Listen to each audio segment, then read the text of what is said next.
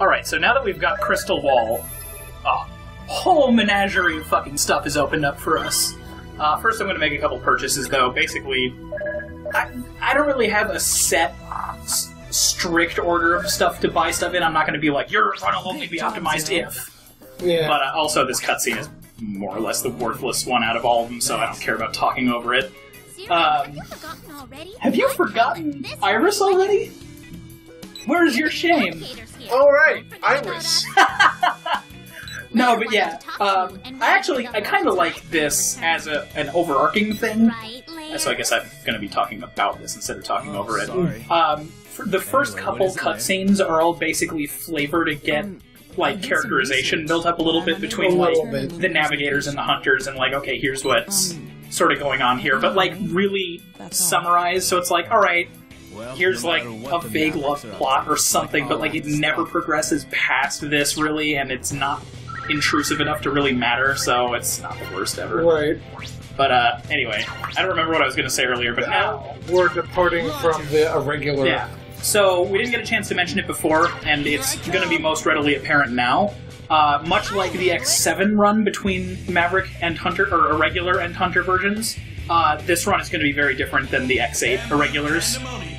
This is a much better route. So, yeah. So what's this dude's subtitle? His subtitle is Fallen Giant of the Forest, Embu Pandamonium, which I kind of like that. This facility was used for space research before the orbital elevator was also, I think we kind of already touched on it, but I like that this one has kind of an X5 thing going where it's like each stage is actually pertinent to the overarching plot of what's going on. Right. Obviously they're themed around the bosses, but there's a whole connected thing versus just like, here's a cool bad guy and this is a stage that matches their element or something like that. I don't know what the next stage has to do with the... I'll kind of mention it. Like, some of them are a little bit looser than others, but if you think about it, all of them are related. Also, you can kill the riders out of those ride armors and take those versions of this ride armor over. I do not understand how you're supposed to do it. In the countless hours that I put into this game, I literally have tried everything, and sometimes it just happens, but 99.99% of the time you just kill the whole thing. Yeah, so, like, that bit us in the ass in the irregular version, so look forward to that. Yeah, this one is way cleaner. This is a full 100% run of this stage, which I'm actually really proud of. I went out of my way to practice it. This is a very technical stage, like I was saying. I really like the 2.5D shit they got going on in this stage. This is what I want out of a 3D platformer. Like, this is perfect to me. Like the Klonoa style shit. Yeah, like movement splines and everything. Like, this is just... Oh, so, some cool things.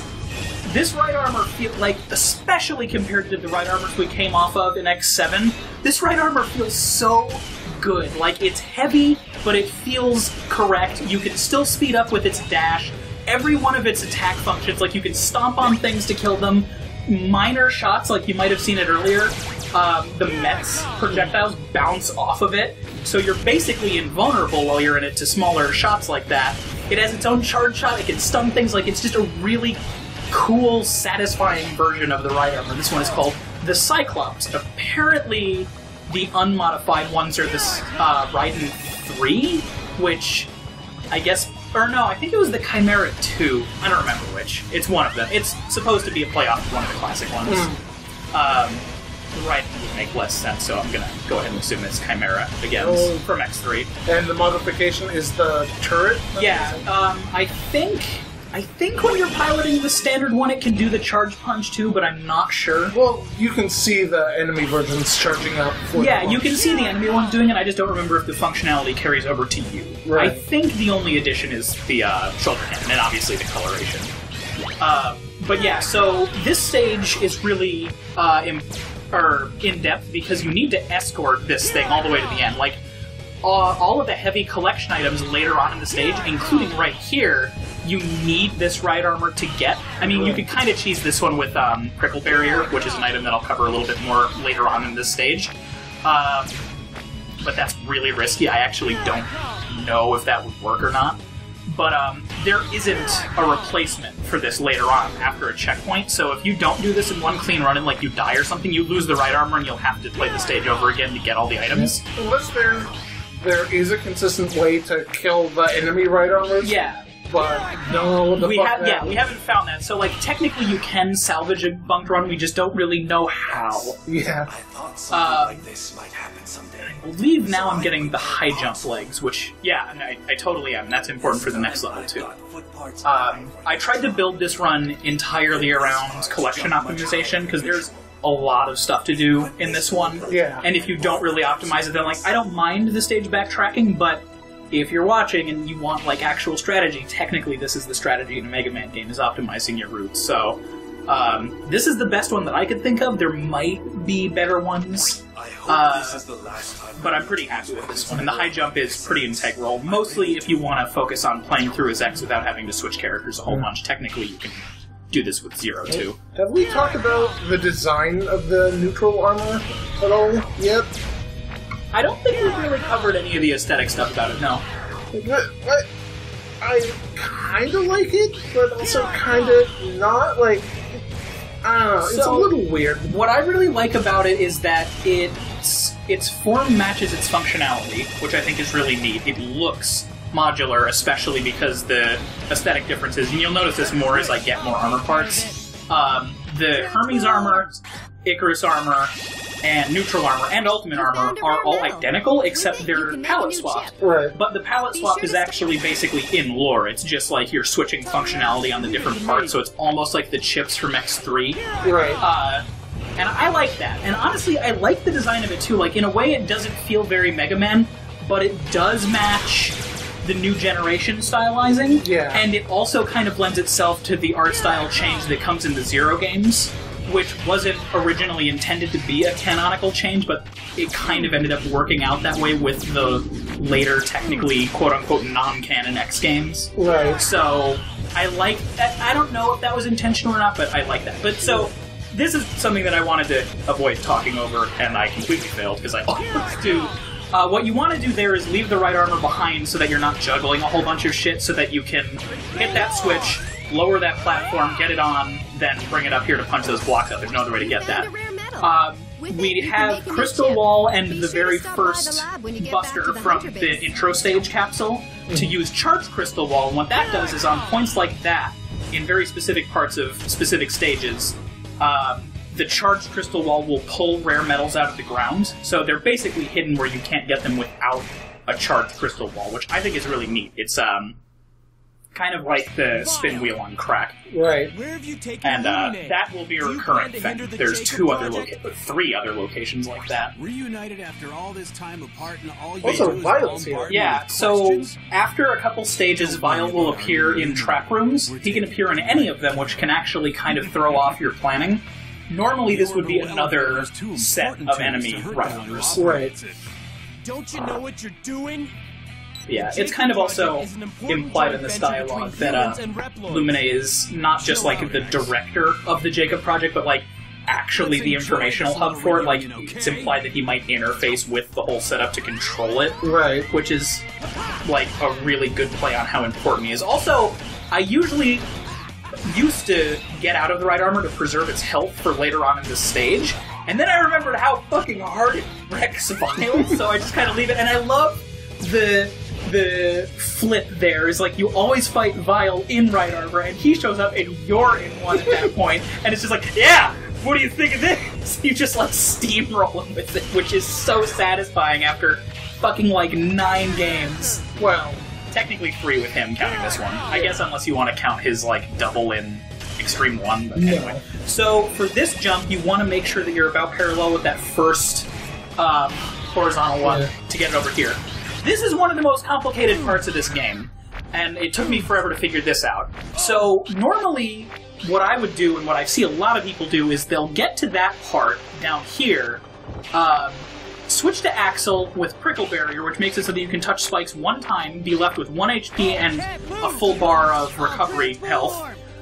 Switch to that ball, roll under, like, get out of the right armor, let it get onto the elevator, roll into the ball, take the spike damage, get onto the platform with it, then get back in the right armor to ride it up there, which is really resource intensive. It's a lot of extra stuff to forget. Then I found out recently, while looking for methods to do the next part, that you can just do that by riding it all the way back down. And granted, that takes a little bit more time, but it's way simpler in the long run, and I'm so mad. Yeah, like, I'm so mad I didn't know about that. So, no matter what, you need to ride it up here to get this last rare medal. Which, I guess, if you don't think of that Spike Walker thing and don't know about that, it must be maddening. Like, how do I get you? Like, what do I do here? But this is also how we get the ride armor all the way to the end, because this is another stage where you can fight the boss in the ride armor, and this one, I think, way more than Magma Dragoon is awesome. So, this is a very tough kind of puzzle to get through. So, the first thing you need to do is punch gently this bottom crate with the ride armor. Don't touch anything else. Get out, shoot that one because it's way safer, then knock out one of these ones without hitting both of them. That crate will explode on contact. What you want to do here is jump and kind of slide along the edge, because then you'll snap to the corners. If you jump and land on top of the crates, they will break and you won't be able to get it up here anymore. So the really complicated part of that whole thing is sliding up with that dash jump. And that's actually a recurring platforming mechanic in this that I really like. It feels a lot better than it sounds in, like, on paper or whatever. Right. But when you hit a corner, you snap onto it. It's almost like you're clambering up to it, except without a clambering animation. And you'd think that that would feel bad, but it's actually really helpful and almost weirdly satisfying. So, now we have the best named boss, I think. Bamboo Pandamonium. And he is like an evil Barney. You know that the earliest I love form it so of much. rocketry was missiles used for war? Like, that's a perfect voice for him, even though it's, like, goofy. Seriously, think about that. Spent making things whose sole purpose is to destroy. He's the joke voice that you talk about when you're making fun of a mascot character. Everyone must die, yes? For destruction. I love What wishes Pandamonium. for destruction is this world. This world hates itself, X. Eat your vegetables, kids, or else the reckoning will happen. It'll happen anyway, but at least your body will be prepared. So, he gets equally steamrolled by the ride armor in this one, like, really impressively. And I like this. That's not him destroying the ride armor, that's him knocking you out of it. This desperation attack, though, he will dash as far as you are out, and that will wreck you. Like, even if you're at full armor, that can do, like, a half to a third of bar of, or a half to 3/4 of your health.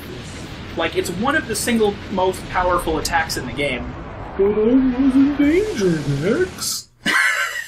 But yeah, I really like Pandamonium. I think he's a cool boss design. I like that they had fun with the voice. Like, all of him fits. I like that he wrecks space. Yeah, I know. It's just like, oh man, it's a panda. It's so cute. His name is a pun. I'm like, oh Jesus! Why does it hurt so much? And he's just part of the arms race, which is even more adorable.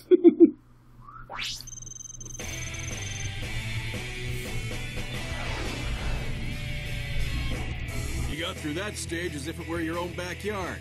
Nice work.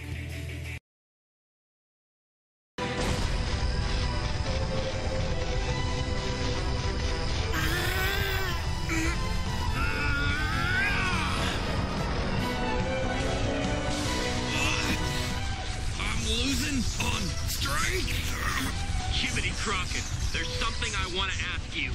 What? Do you know this man?